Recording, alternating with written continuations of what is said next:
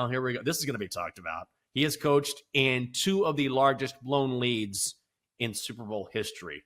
Of course, offensive coordinator of the Falcons when they were leading 28-3. Remember how that turned out. He was also on top 20-10 as head coach of the Niners when they faced the Chiefs last time out.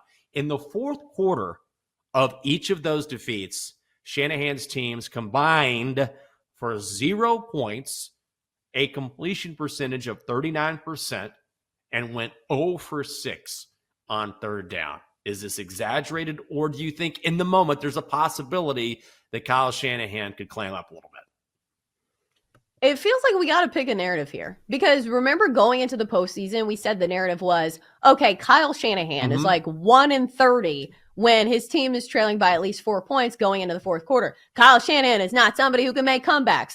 What have they done the entire postseason? Is make comebacks. So now we're saying, because I get it, if you partook in that Super Bowl where the Falcons blew that 28-3 lead, you're probably going to be mentioned in this narrative. But also, he was going against a generational quarterback in Tom Brady. But same thing, going to be going against Patrick Mahomes. So I think if he does, quote unquote, blow a lead, it's not like it's necessarily a testament to how bad of a coach he is. It's probably just Patrick Mahomes doing Patrick Mahomes things.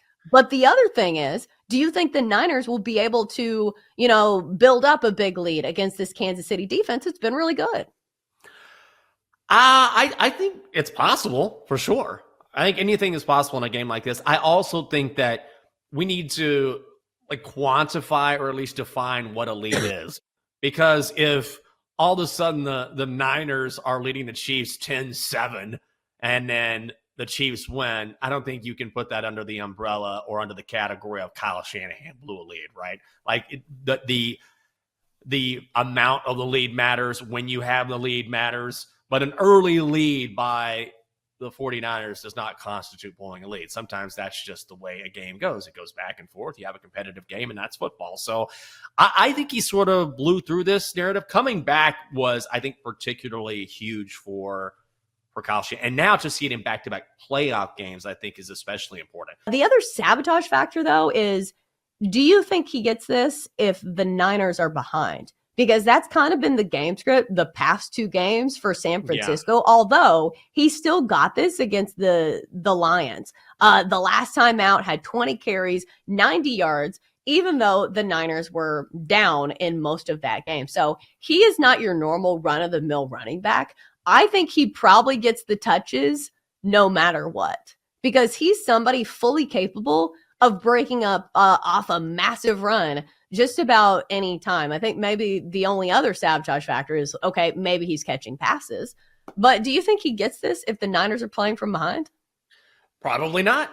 I think it's a very good point. And so will the Niners come out and be different than what we've seen over the past couple of weeks? It's not really like them to play from behind. So I think that's a very good point that, look, this is where we always come back and talk about game script, right? So how do you think this game is going to go? And so if you think it's going to be tight throughout, if you think the Niners might jump out to us, if the Chiefs are up a touchdown or up a field goal, then sure. Then McCaffrey's still going to get his yardage. But if it becomes untenable and it's late in the game, then all of a sudden maybe he doesn't. I think maybe you also look at a passing and rushing prop if you want to go yardage and maybe look. I think of all the players in this game, I think he is the most important player outside of a quarterback. Patrick Mahomes is the most important player. I get that. But I'm saying even more so than Kelsey, I feel like, because the Niners can do so many different things with McCaffrey, both in the air and on the ground. So he would be the one guy I would like. Oh, it's pretty high. 128 and a hook. It's a high number, though. I'm saying if he gets that, you might as well bet him MVP, right? If you think the Niners win, if he gets over 128 total yards, how do you take the MVP away from him? I get that Brock Purdy is the quarterback, but all season long, there's the narrative attached to it. It reminds me almost of the year that Cooper Kupp had going into the Super Bowl. Did he win Right. the MVP of the regular season? No, but he still won Super Bowl MVP, even though it was Matt Stafford feeding him the football. So I do think that's the better look as opposed to, playing some of these massive numbers for Christian McCaffrey, play him at plus 450 to win the MVP. If you do think the Niners win the Super Bowl. I think it's a good hire. I wonder what it means. I think ultimately what it means is that the Commanders are definitely going to get a quarterback. I think that's pretty much a foregone conclusion now, which is crazy to think about because at the beginning of the year, it was Sam Howell's the future, Sam Howell's the future. And what do you know? A season has passed, and now it looks like that the Commanders are going to go after Drake May possibly.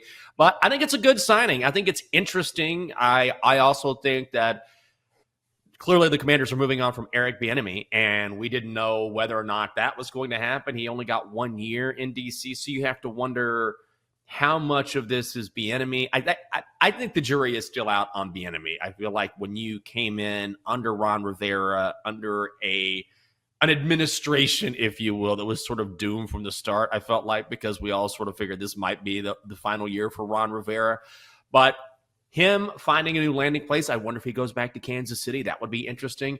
But ultimately, I think this is good for the Commanders. It'll add some excitement. And I also like the fact that if you want to play this up a little bit, I know Nick Ashew talked about this as well, is that the Commanders getting two of the Cowboys defensive coaches, Dan Quinn as head coach, and then Joe Witt Jr., who was the secondary coach in Dallas, and now he's also coming to DC to be a defensive coordinator. I think is a little fascinating as well. So, hey, let's go ahead and get our hires in place and also steal from the Cowboys at the same time. Do you think there's an advantage to that, which you kind of hinted at it, saying you're stealing from the Cowboys, but also a coach or a coordinator that already knows the conference that already knows the division? Do you think there's an advantage? Absolutely, because then you have familiarity with each and every opponent in your division. And then also once you take that person, you clearly, not always, but you can weaken that defense. We've talked a lot about how a coordinator can make a huge difference either offensively or defensively. So it's kind of the best of both worlds. You get someone who knows the division. And clearly when you're talking about the NFC East, generally one of the most competitive divisions in all of football, certainly one of the most historic. So I kind of think it's a win-win from that perspective. And it does give you a bit of an advantage, particularly when you're talking about playing a team twice in a season, then I think it's a huge advantage. So you think they're going to get Drake May for their quarterback? Riddle me this. Is this a fair narrative? Because the first thing I think is, they're going for another Carolina quarterback. How did that work out the first time?